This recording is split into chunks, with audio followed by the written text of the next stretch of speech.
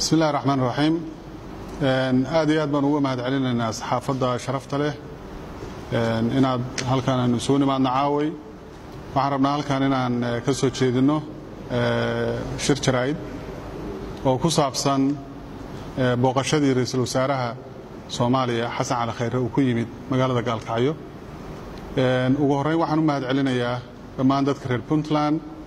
isimada waxgaradka ganacsatada dhalinyarada sidii aad ku wanaagsanayd saraakiisha madaxdaba sidii aad ku wanaagsanayd ee loogu wada diyaar garoobay soo dhaweyntiisa markuu dalbaday inuu Puntland ku yimaado booqasho inta muddada maadaama uu joogay magaalada Gaalkacyo dhanka Galmudug waxaan rabnaa halkan inaan si kooban idin la socodsiino sida wax u dhaceen anaga wasiiradayadan qayb ka mid ah shalay ayaanu nimid subaxii Gaalkacyo waxaan u nimidna waxay ahayd soo dhaweynta ra'iisul wasaaraha Soomaaliya Xasan Cali Khayre oo ku sugnaa dhanka waqooyi dhanka koonfureed ee magaalada Galmudug oo halkaas u joogay safar shaqo kadib markii uu dalbaday inuu maadaama magaalada ay tahay magaalo hal magaalo maadaama magaaladu ay tahay magaalo nabadeed oo muddo laga shaqeynay nabadeedo meel fog laga keenay inuu soo booqdo dhinaca Puntland waxaan u nimid markaa inaanu isimada iyo waxgaradka iyo maamulka iyo hay'adaha kala duwan ee shacabka aanu xoojino soo dhaweyntiisaas nasiib darro tan iyo shalay waxaanu ku jiray kan Puntland ahaan u diyaar garowga arrintaas iyo inaanu diyaar u nahay laakiin waxa dhacday in la isla afgaran waayay hanaankii loo soo dhaweyn lahaa oo ay tahay Puntland ahaanna inaanu diyaarinay maqaamkii uu mudnaa ra'iisul wasaare Soomaaliyeed mid la mida midku ku mudnaa inuu ka soo dago aeroboorada soo Puntland booqanaya baan ugu diyaarinay inuu ka soo gudbo dhanka Galmudug ee Gaalkacyo oo u soo gudbo dhanka Puntland ee Gaalkacyo waxaan nasiib darro ah waan rabnaa inaan idin la wadaagno in ay arintaasi suurtagali weyday ayna ku adkaysteen ra'iisul wasaaraha iyo dadkii la shaqeynayay inay yiraahdeen anagu meeshan uma imaan in maqaam naloo sameeyay protocol uma imaan inaanu shirar gallo oo dadka aanu la hadallo laakiin waxaan u nimid waxaanu rabnaa inaanu dad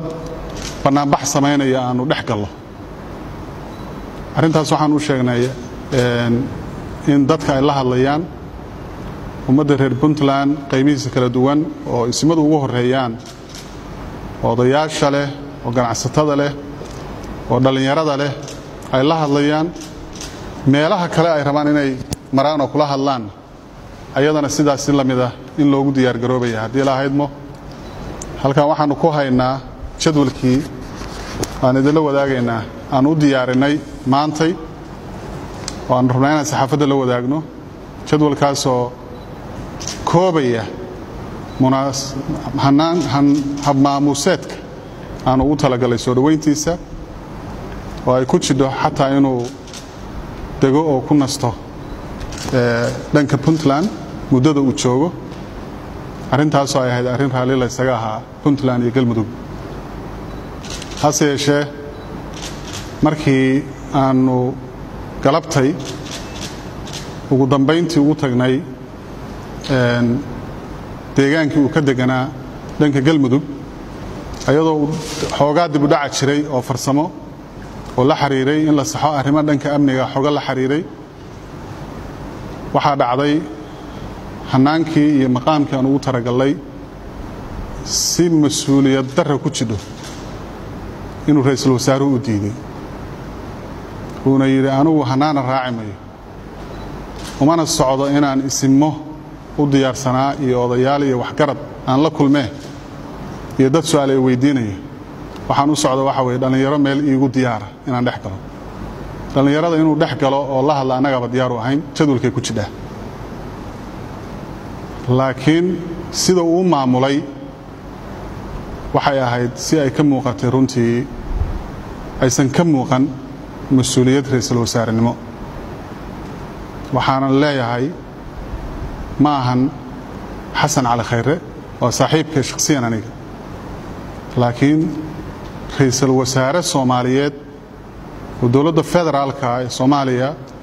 waynu ognahay maantay heerka ay marayso meeshii laga keenay in lagu jiro geedi socod aad u qodxa badan oo loo baahan yahay dad mas'uuliyad dheelitiran ka muuqato oo ka gudbiya meesha maanta ay joogto oo u gudbiya dawladnimo haddii aan aragnay wixii maanta ilaahayna tusay aan maqli jiray cimrigaaga dheeraada geel dhalaayana waa ku tusaa maanta wixii aanu aragnay waxay ahayd wax u baahnaa dad badan oo Soomaaliyeed ma reer Puntland dad badan oo Soomaaliyeed nala arkaan waxa dhici karta kuwa badan inay hore u arkeen laakiin iska aamuseen waxaan leenahay waxaan cududaar ka siinaynaa isimadii iyo waxgaradkii iyo odayaashii iyo cuqaashii u diyaarsanaa inay soo dhaweeyaan oo ay ku soo dhaweeyaan madaxtooyada Puntland caaway ra'iisul wasaaraha wixii dhacay oo aysan ahayn wax mudankooda ah waxaan rajaynaynaa haddii la ahaydmo arrintaas inay noqoto